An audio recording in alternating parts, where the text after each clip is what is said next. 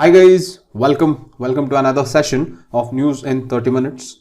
Very appreciative note that we have reached 2000 subscribers. Thank you so much for all the love and support. And as I had promised, the T&T series is now live. That is Thinkers and Theories series. Okay. Now this Thinkers and Theories series is a very unique initiative that gives you new perspectives and ideas on different theories that can be used in analyzing issues. Okay, so don't think that this particular series is helpful only for GS4, but it is helpful for 3, 2 as well as 1, including ethics as well as your essay. Okay, so to develop depth in your GS answers, this Thinkers and Theories plays a very important role, and I hope you make use of this new initiative that I have come up with. Okay, again, thank you so much for the love and support.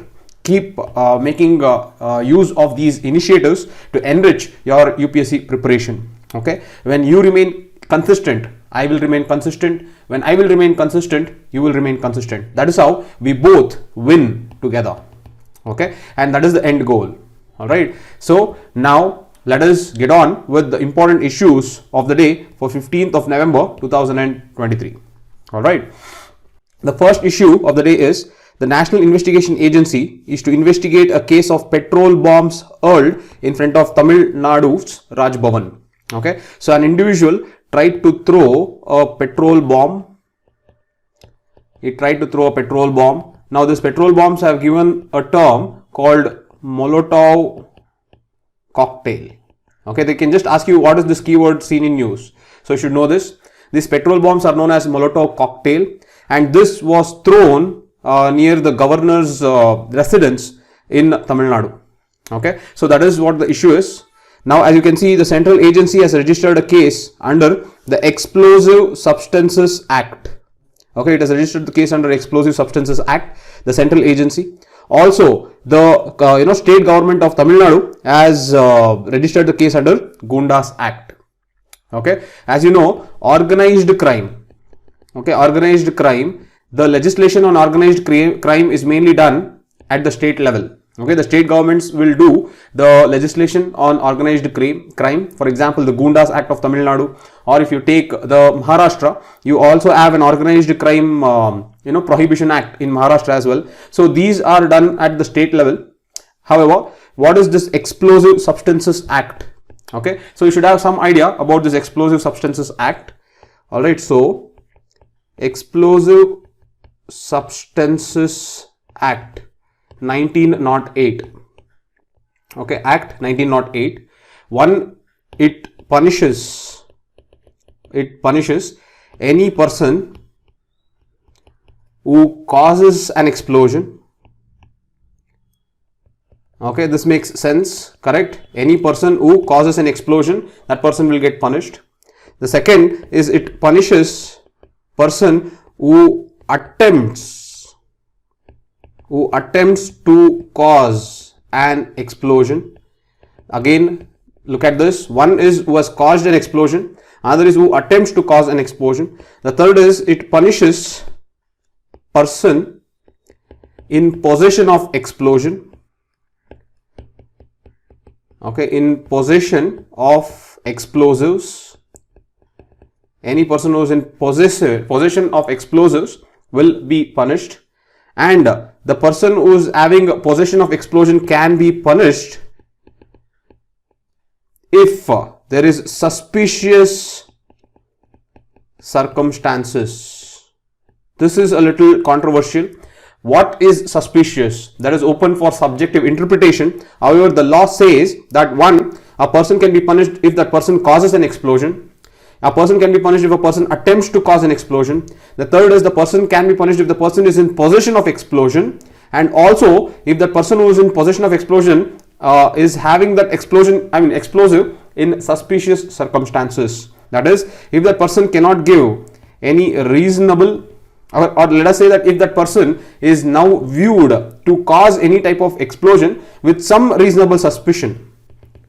okay, only with some reasonable suspicion. If that person is said to possess that explosives, then that person is again liable to be punished under the Explosive Substances Act 1908. Okay, I hope you understood what is Explosive Substances Act 1908. The punishment, okay, the punishment runs from fine to 10 years, also in some cases up to life imprisonment. Okay, it can run up to life imprisonment.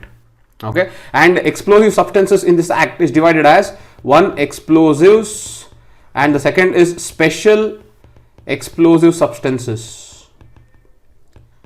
Okay, so the special explosive substances will carry even more greater degree of punishment compared to explosives. So example of special explosive substances is RDX. Okay, so basically this is what is Explosive Substances Act. It minimizes possession, manufacturing, transfer, sale as well as use of explosives in the Indian boundaries. So this is what is Explosive Substances Act. So the National Investigative Agency is now investigating that person who tried to throw a petrol bomb under this Explosive Substances Act. All right, so this is what is the Explosive Substances Act. I hope you got this. This is how you have to go back to that law, whichever is in news. All right, so I hope this article was clear. Let us go to the next issue of the day. The next issue is a Norwegian perspective of India's digital journey.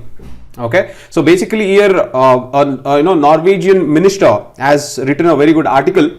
The Norwegian minister talks about something called digital public goods and digital public infrastructure.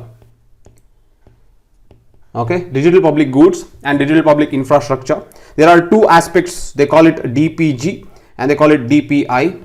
Okay, so now what is the difference between DPG and DPI is digital public infrastructure is a platform. It's a platform that provides digital solution. It provides digital solutions to societal problems. Okay, so it's a platform that provides digital solution to societal problems. Okay, now what is digital public good? It is an open it's an open source code. It's an open source code, or it's an open AI model, or it is an open standards. This is used to make the digital public infrastructure operational. It is used to make the digital public infrastructure operational.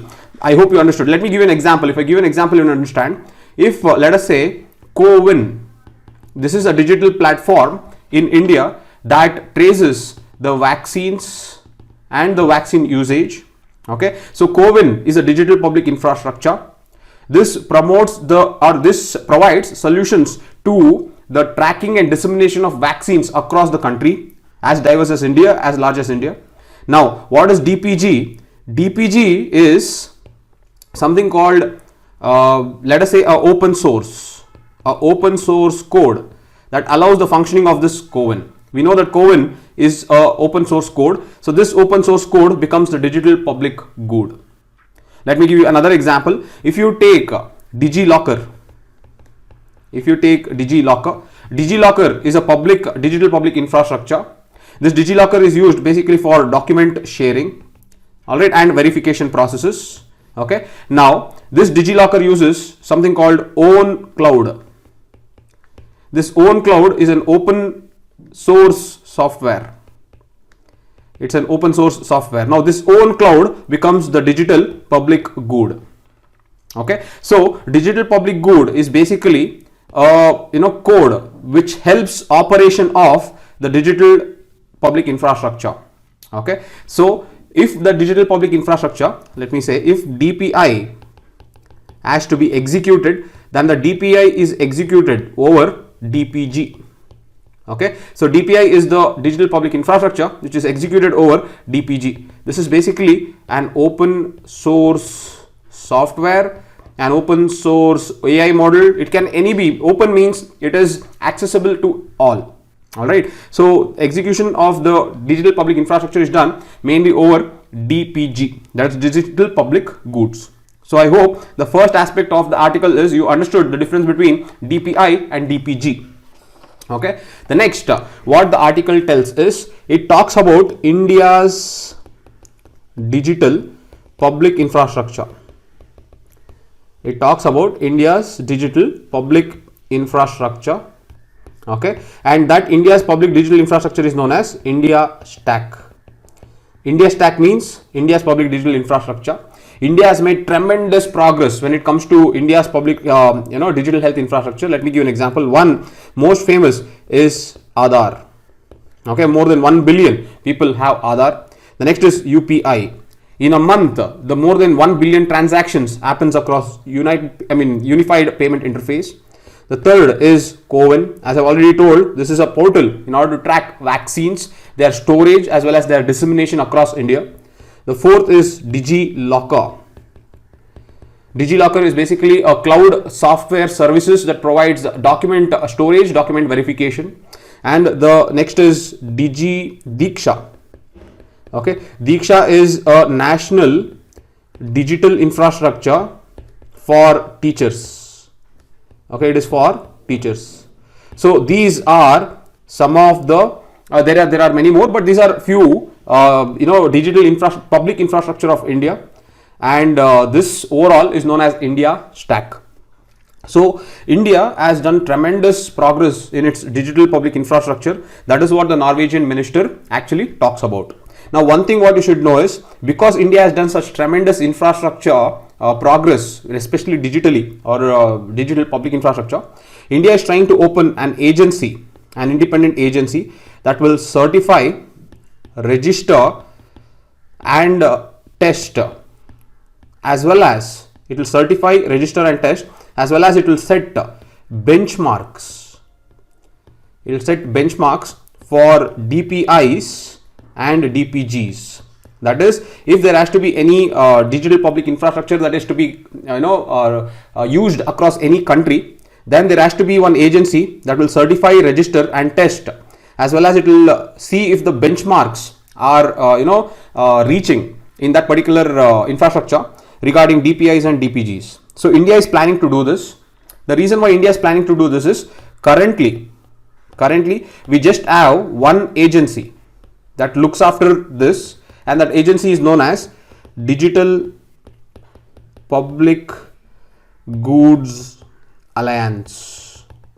Okay, currently we just have this Digital Public Goods Alliance. So this is only one agency that is there in the world that is looking after certifying, registering, testing and setting benchmarks regarding DPIs and DPGs. Okay, so now let us understand what is this Digital Public Goods Alliance. Okay, so Digital Public Goods Alliance.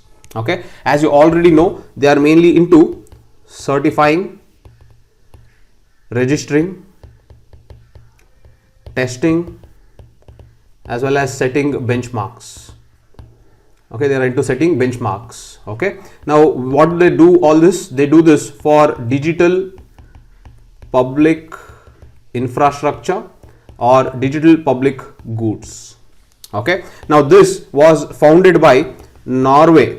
This was founded by Norway along with UNICEF. Together they have founded this. All right, and this basically is having a mission. What is this mission? The goal of this mission is somehow linked to SDG 2030. Okay, so the goal of Digital Public Good Alliance is to accelerate the Sustainable Development Goals 2030 by facilitating discovery, development,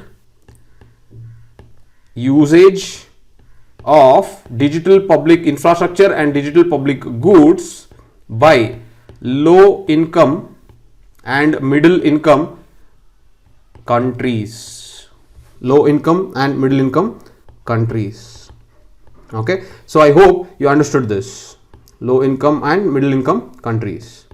Okay, so let me repeat. The Digital Public Good Alliance is basically a only agency that looks after certifying, registering, testing and setting benchmarks regarding digital public infrastructure or digital public goods.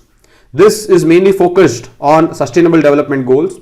They want to accelerate the sustainable development goals by facilitating discovery, development and usage of DPIs and DPGs in low income and middle income countries.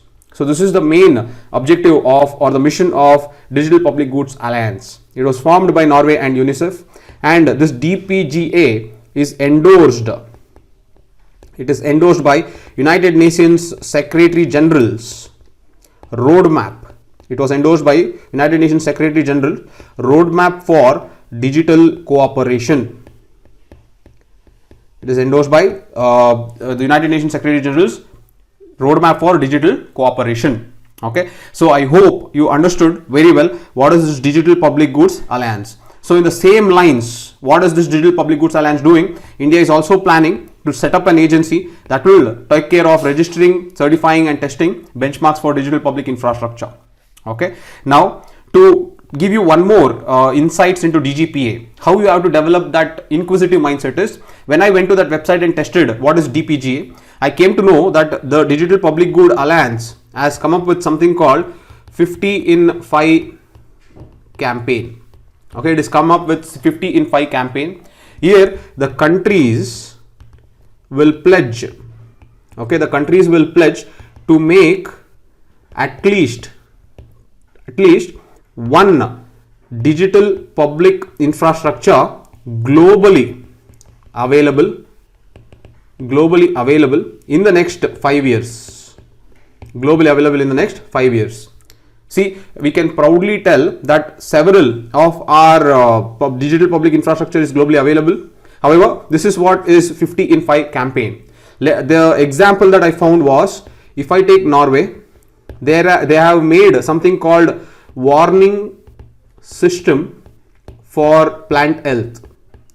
There is something called warning system for plant health. Now this was used in Norway for more than 20 years. Now they are making it globally available, especially in Africa, and it has become a huge hit in Malawi.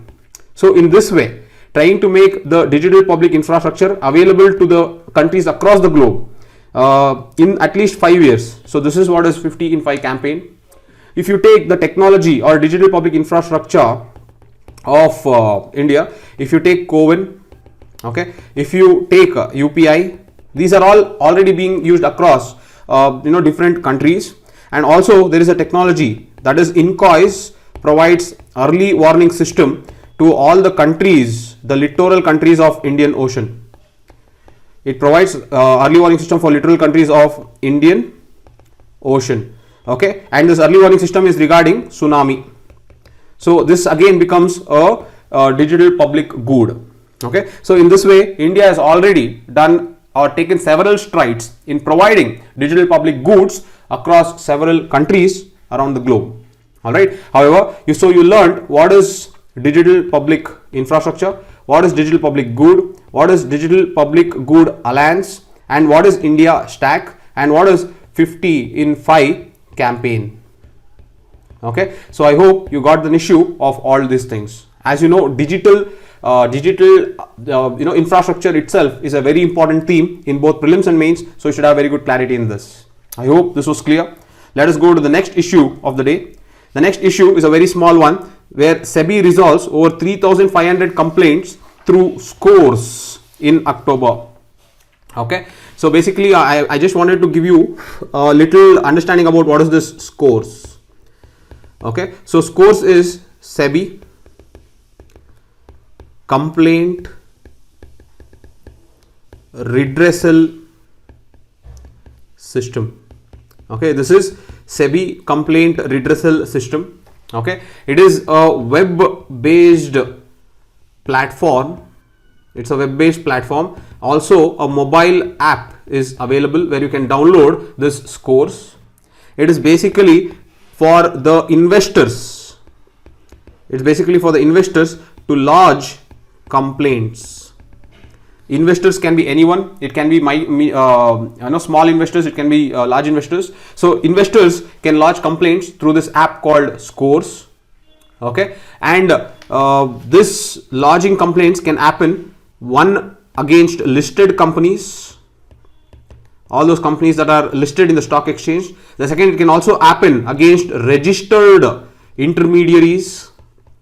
Intermediaries can be, stock brokers or applications like Zerodha or Grow. These are all registered intermediaries. Or the third is, it can also happen regarding market infrastructure institutions. Okay, market infrastructure institutions. So you can lodge complaints against the listed companies, the registered intermediaries, as well as the market infrastructure institutions.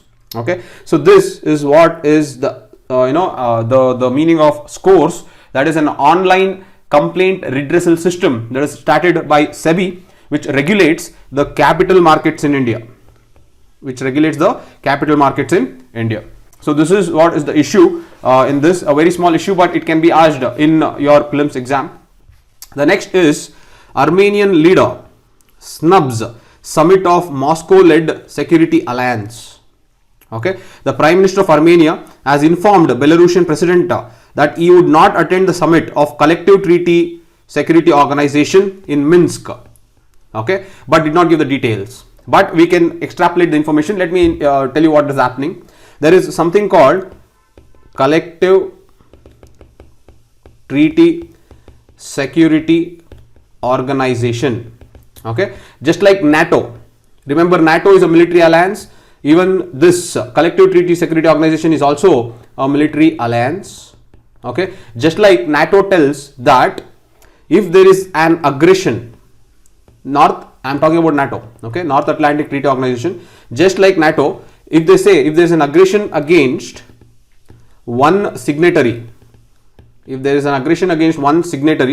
then that would be perceived as aggression against all.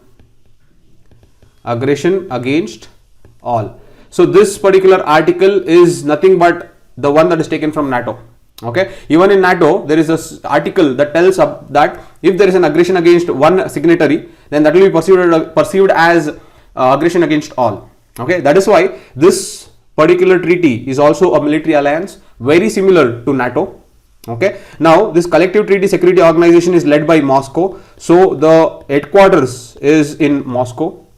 Okay, and this is a successor of United Armed Forces. It's a successor of United Armed Forces that was formed in 1992. Okay, and the important members are 6 members are present. Okay, one is obviously Russia, that you should know. The next is the Eastern Europe country called Belarus. Okay, the next is, there are 3 Central Asian countries called Kazakhstan,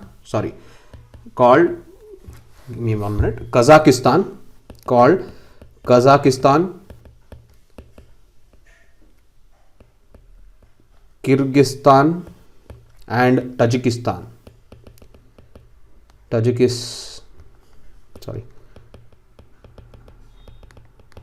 Okay, these are the three Central Asian countries. Central Asian countries. And then the last is the Caucasus country called Armenia. See, I am telling it for you to remember it in an order. Okay, one is Russia. Russia is the one that is leading this particular Collective Treaty Security Organization.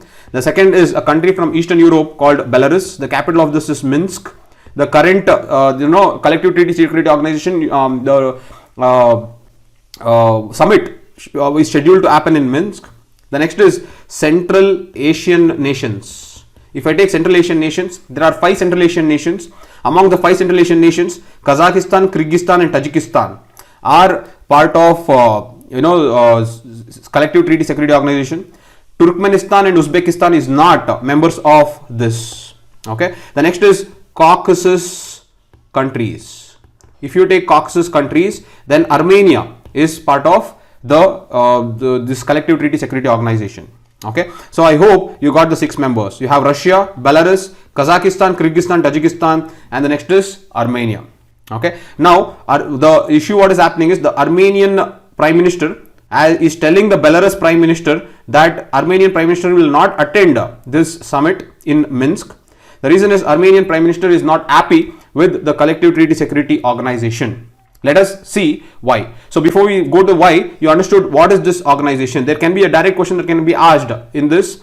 This is basically an Eurasian Security Alliance. Okay, and this works under the similar lines of NATO. Okay, so I hope you got this particular treaty. Now let us understand why. Before you understand why, you should know what is this Caucasus countries. Let me give you an example, or let me give you an illustration of what is this Caucasus countries. Basically, if you look at this, okay, now this is this part. Okay, this part is known as Caucasus country. Caucasus country is on this side you have Black Sea, on this side you have Caspian Sea. See, on either side you have Black Sea and Caspian Sea. And if I take this as the Caucasus countries, so you have Georgia, you have Armenia, and you have Azerbaijan. These are the three Caucasus countries. So Azerbaijan as the border with as the border with Caspian Sea, and Georgia as the border with Black Sea. Okay, I hope you developed the spatial sense. All right, now let me show you another image. So you got a spatial sense of where these Caucasus countries come. Okay, it is also known as Caucasus Mountains, and they are to the south of, this is Urals. They are to the south of Ural Mountains. Okay, so you understood where is Urals. Okay, so now with that, look at this. So this is a zoomed version of what I told you. On the side is Black Sea, on the side is Caspian Sea. Here is Georgia, here is Armenia, and here is Azerbaijan. Okay, Azerbaijan's small part is here also. So don't forget Azerbaijan as the border even inside the Armenia. So by looking at this, you should know a few things. If I tell you Azerbaijan shares a border with Turkey, is this statement correct? Please post it in the comment section. Does Azerbaijan have border with Turkey?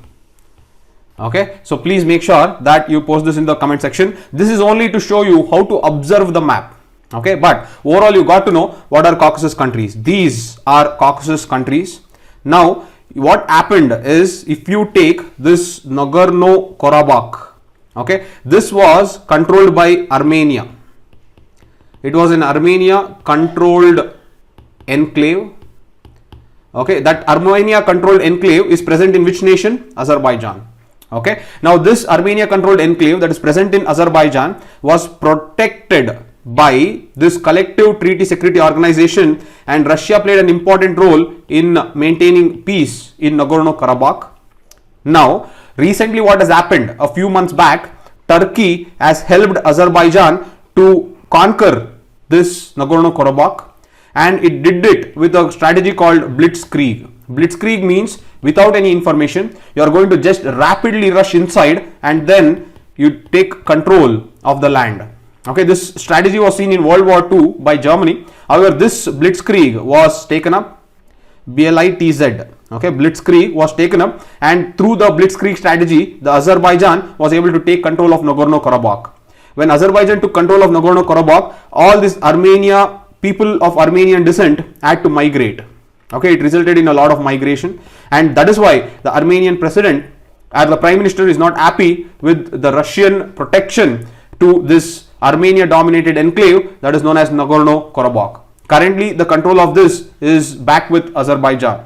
Okay, so this is the entire issue, and hence you can see the Armenian prime minister not happy with these proceedings. Okay, so I hope you understood the entire scenario. One Armenian leader snubs summit of Moscow-led security alliance. So you learned what is collective treaty security organization. You also learned about Nagorno-Karabakh.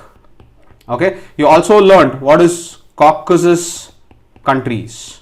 Okay, that's how when you read an issue, you have to make sure that you research background so that you cover up all the other angles from which the questions can come in the exam. So this is about the international relations. The last issue is cracking Cyprus confidential. EU state gave investors tax haven, secrecy and golden passport. Okay, basically remember we had an issue called Mauritius, and this Mauritius acted as a tax haven. Tax haven means these are countries that have zero or very minimal taxation. Okay, zero or very minimal taxation. So why is this? This happens because they want to attract investors.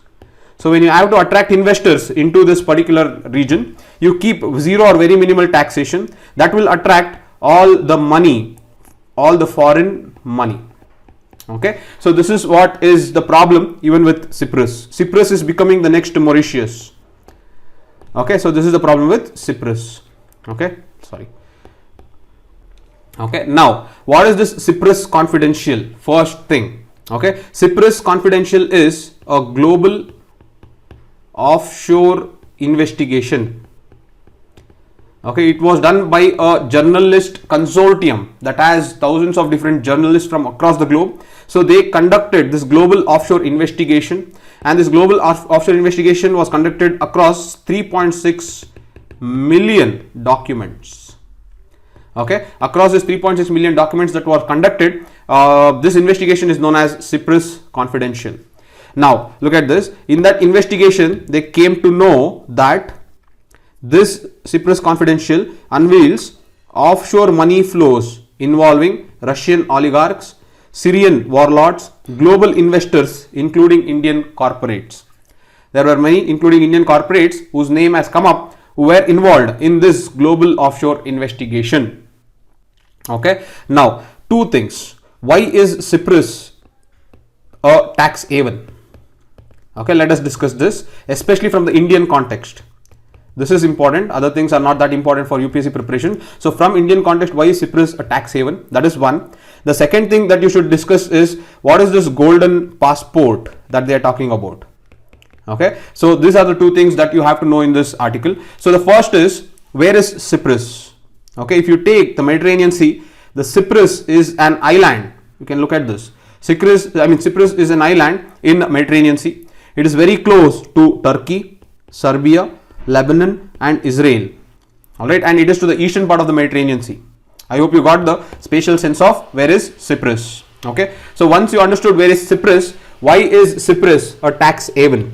Okay, before I tell you why is Cyprus a tax haven, you need to understand a concept called double taxation avoidance agreement.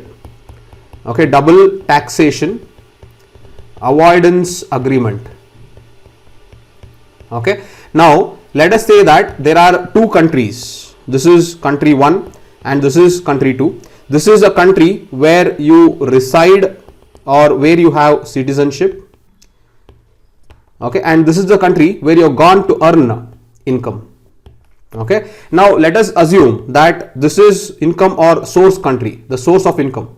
Okay, so this is where your income is coming, or this is the source country, and this is where you reside or citizen, you have a citizenship.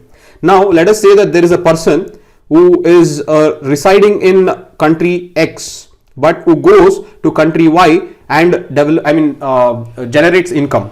Okay, if normal scenario is there, then this country Y also puts tax, this country X also puts tax.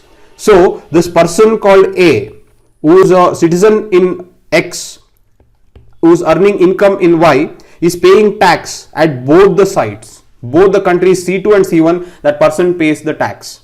Okay, now to avoid this scenario, you come up with something called double tax avoidance agreement. India has double tax avoidance agreement with around 85 countries.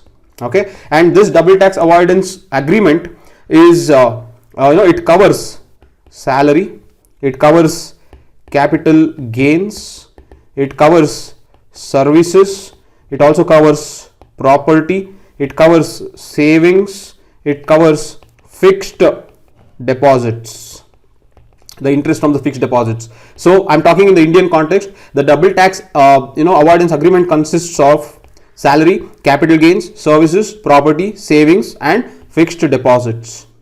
Okay, now this is done in order to help this person called A, who is a resident in one country or citizen in one country but who is earning income in another country. Okay, if in this scenario, if the countries, if let us say C1 and C2 have signed a DTAA, then according to this agreement, this person A can pay the tax. He can pay the tax in any one country. In any one country. Okay. Now look at this. This is what is double tax avoidance agreement All right. Now this can be asked in prelims, so make sure that you understand DTAA is between India and 85 countries, and it involves all these scenarios. Okay. Now what this A? Now A understood that he or she can pay the tax in any one country. So where will A pay the tax? A will look at C1 and their tax and C2 and their tax, and A will pay the tax in those countries where the tax is very low. Okay, so if C2 is a country like Cyprus or Mauritius, they will purposely keep the tax so low that automatically all the investors will start developing companies in these nations. Okay, now to examine why Cyprus is becoming more attractive, let me just give you one more diagram. If these are the two countries, let us say this is India and this is Cyprus. Okay, so what is happening if let us say this is USA? Instead of USA directly investing in India, because Cyprus has a DTAA agreement, the company from USA will go to Cyprus, set up one branch, and from that branch it will set up investment in India. Okay, so by doing this USA based company can reap the benefit of DTAA from these two nations, and it can also pay less tax in Cyprus. This is one problem that is happening. The second problem that is happening is, if this is Cyprus and this is India, okay, Indians are going to this Cyprus, setting up offshore residency or offshore companies, and they are now investing in India. Okay, so it is looking like the investment is coming from Cyprus, but the investment is actually round tripping. Okay, this is another problem of DTAA. Okay, so this actually is the problem with respect to Cyprus. Hence Cyprus has become a tax havens. Okay, so as I told you, I hope you understood, this is the reason why Cyprus is in news. The next is, if I take this DTAA, now this DTAA is overridden by Income Tax Act. That is, the Income Tax Department can remove any type of tax benefits. It can remove any types of tax benefits from DTAA if the establishment is created purely for tax avoidance. So if the Income Tax Department investigates and if it finds out that the establishment is created purely for tax avoidance, then the tax benefits that the organization or establishment has reaped because of that establishment being set up in Cyprus, IT department can revoke it. That is, it can remove the benefit. Okay, so it can make these establishments pay the tax. This is the power that IT department has. So DTAA can be overridden by Income Tax Act. That is another aspect that you should understand. Okay, so you understood what is DTAA. You also understood how DTAA between India and Cyprus is making Cyprus a tax haven. Okay, and you also understood how the dynamics of IT Act works with regards to DTAA.